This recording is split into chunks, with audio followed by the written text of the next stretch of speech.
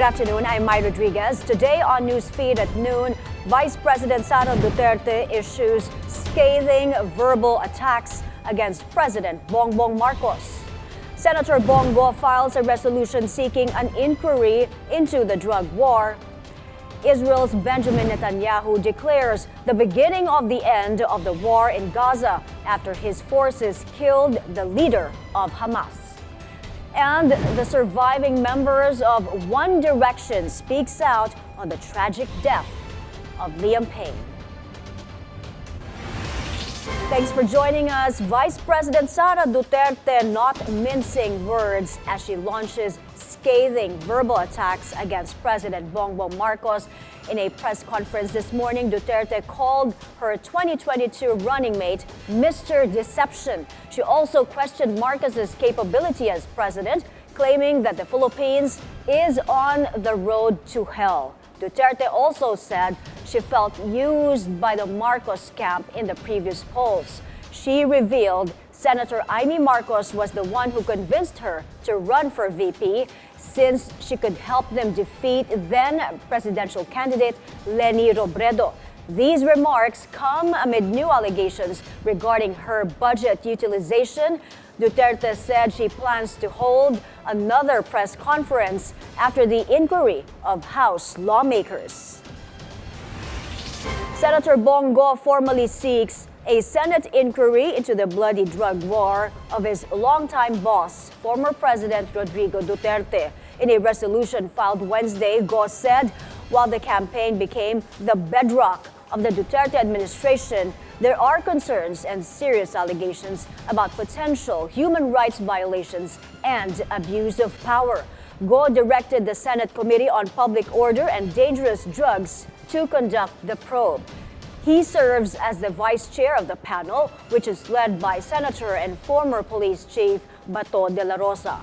Senate President Cheese Escudero has said both men shouldn't lead any probe into the drug war to avoid accusations of impartiality.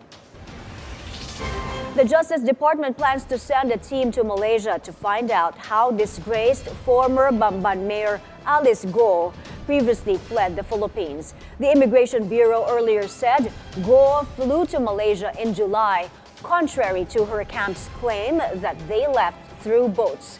Justice Secretary Boying Remulla says he has always doubted that claim. Go remains in police custody amid multiple charges related to illegal pogo operations. Aircraft ang mahalaga malaman. We have to find out what aircraft was used to leave the country and to bring Sheila, their party to Kuala Lumpur.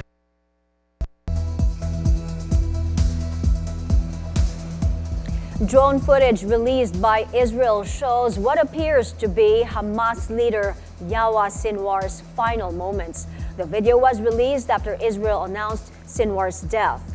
After entering a window of a destroyed building in Gaza, the drone captures a dust-covered figure sitting on a sofa surrounded by rubble. The man was later seen throwing a long object at the drone. Sinwar masterminded the October 7, 2023 attack on Israel that sparked the war in Gaza. Israel says he was among 3 militants killed Wednesday during a raid on a Raffle apartment suspected of being used by senior Hamas figures. Sinwar's death marks the beginning of the end of the war in Gaza. That statement from Israeli Prime Minister Benjamin Netanyahu, who now calls on Hamas to lay down their arms and return the people they captured last year. Hamas is holding 101 hostages in Gaza, who are citizens of 23 countries, citizens of Israel, but citizens of many other countries. Israel is committed to doing everything in our power to bring all of them home. And Israel will guarantee the safety of all those who return our hostages. But to those who would harm our hostages, I have another message. Israel will hunt you down and bring you to justice. World leaders also believe Sinwar's death marks a turning point in the Gaza conflict. U.S. President Joe Biden says he's now more hopeful about the prospect of a ceasefire. Good day for the world. We got, I call President now to congratulate him getting 2 more. He has a lot of blood in his hands. American blood, Israeli blood, and others. Over in the U.S., Vice President Kamala Harris on attack mode after Donald Trump called the January 6th Capitol riot a day of love. Speaking at a campaign event in Wisconsin, Harris says Trump's comments just show how he is increasingly becoming unstable and unhinged. To recall, Trump asked his supporters to march to Capitol Hill on January 6, 2021, and stop Congress from certifying election results. The march quickly turned into a riot that injured roughly 150 law enforcement officers and led to the deaths of several others. So now we here know January 6th was a tragic day. It was a day of terrible violence. There were attacks on law enforcement. 140 law enforcement officers were injured. Some were killed. And what did Donald Trump say last night about January 6th? He called it a, quote, a day of love.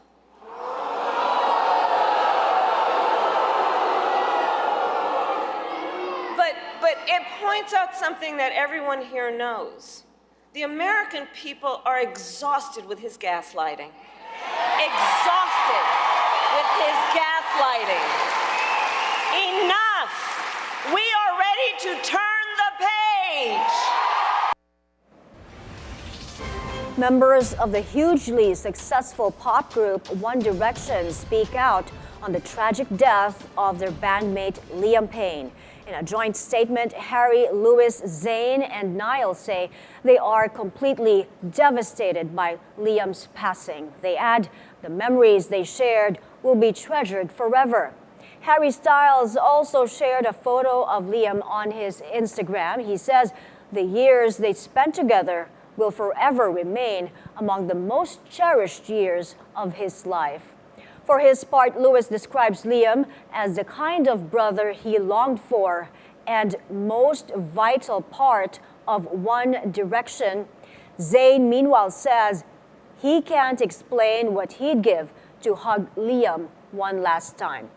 Liam died Wednesday at the age of 31 after falling from the 3rd floor of a hotel in Argentina. The circumstances surrounding his death are still under investigation. We're taking a quick break. Up ahead, after 4 weeks of hikes, local pump prices are poised for a rollback. That story and more when Newsfeed at Noon returns. Stay with us.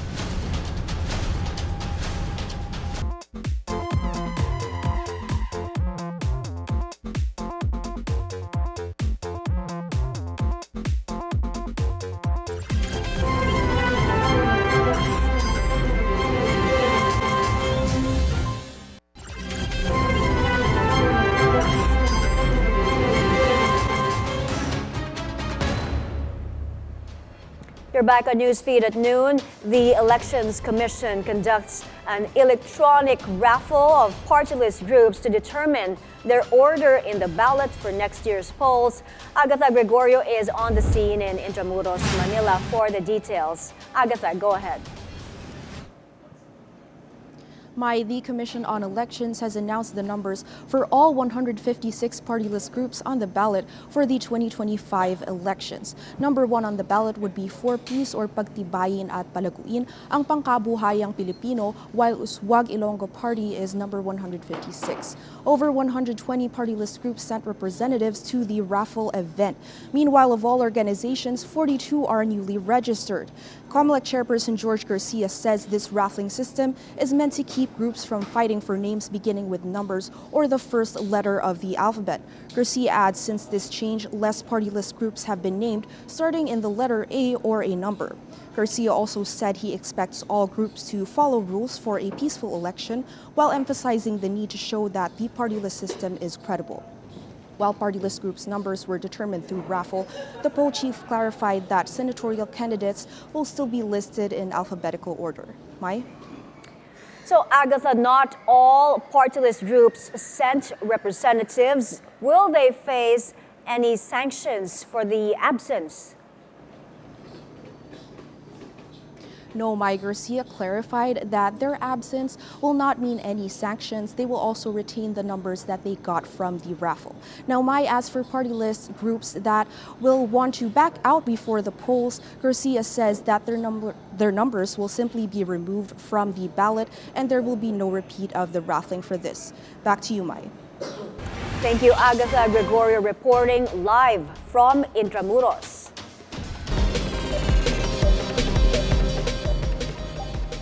Bank of America, one of the largest in the world, is bringing back its fixed income currencies and commodities or FICC business here in the Philippines. The bank cites the country's strong economic performance and growing interest from investors. The bank last offered these services in the early 2000s. Officials say their return will help the bank support clients better as they navigate changing markets and look for new investment opportunities. Australia is set to invest over 20 billion pesos to help the Philippines reach its development goals. The details from Sujin Kim. Australia pledges more than 4 billion pesos for the Philippines per year as part of the newly launched Australia-Philippines Development Plan 2024 to 2029. Australia has been a long-standing and reliable development partner to you. Building on that fantastic track record, we're about to do a major step up.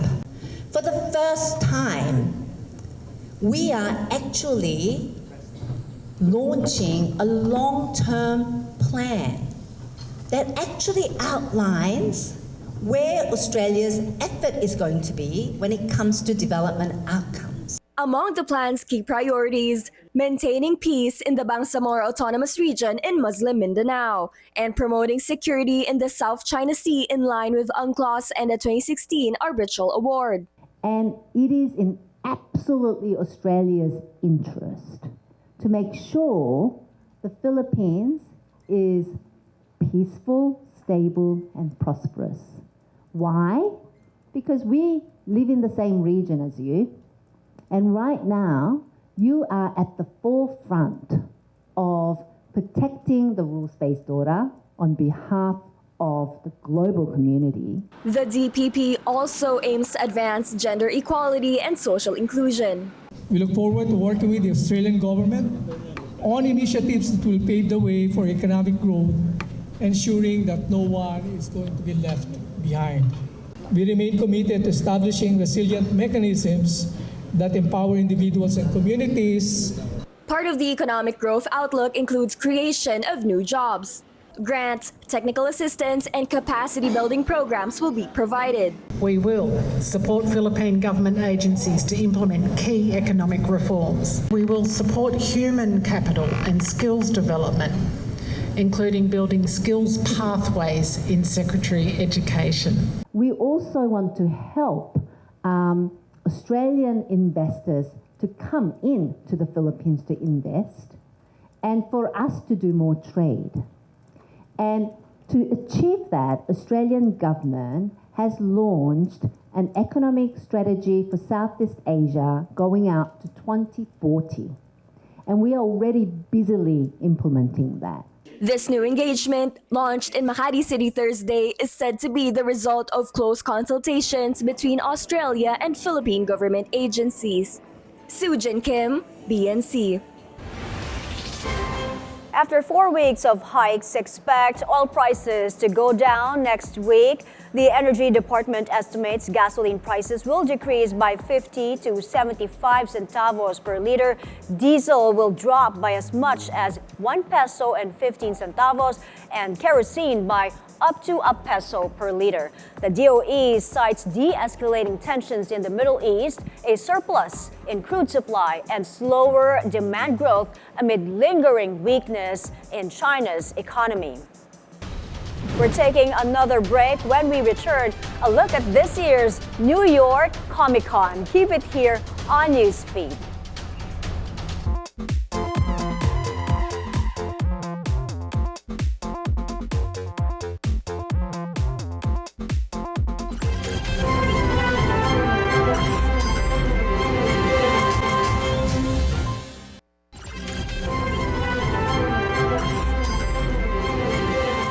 You're back on Newsfeed at noon.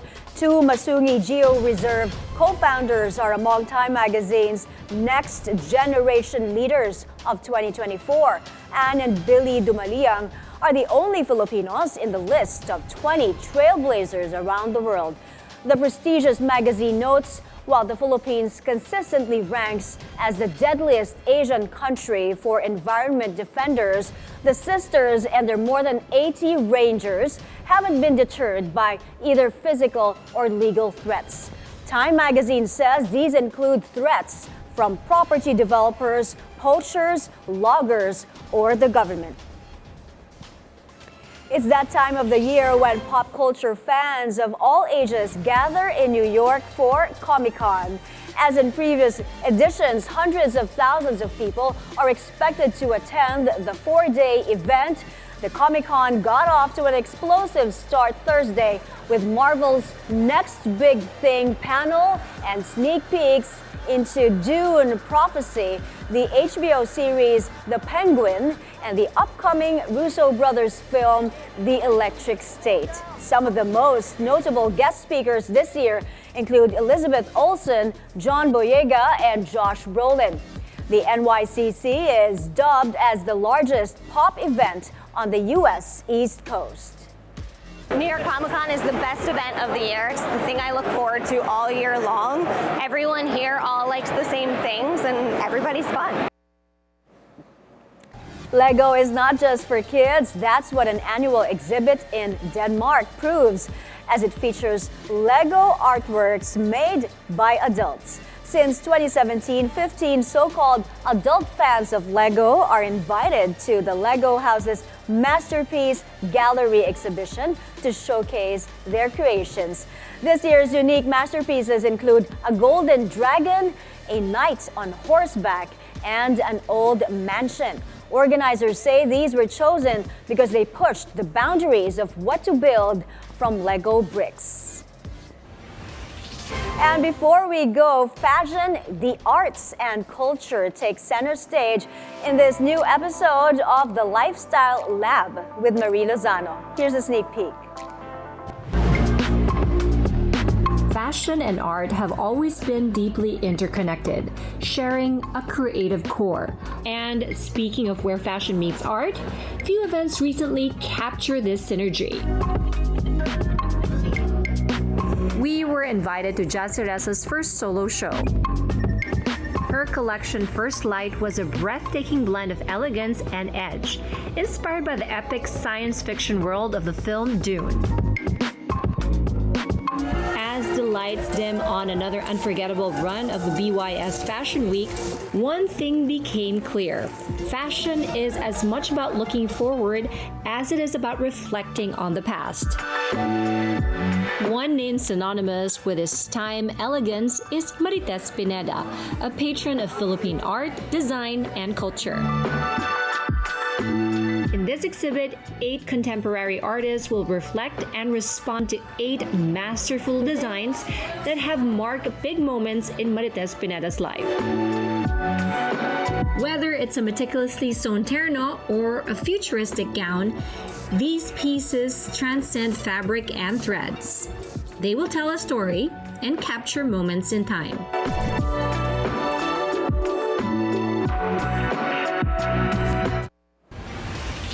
Catch this new episode of The Lifestyle Lab tomorrow at 10 a.m.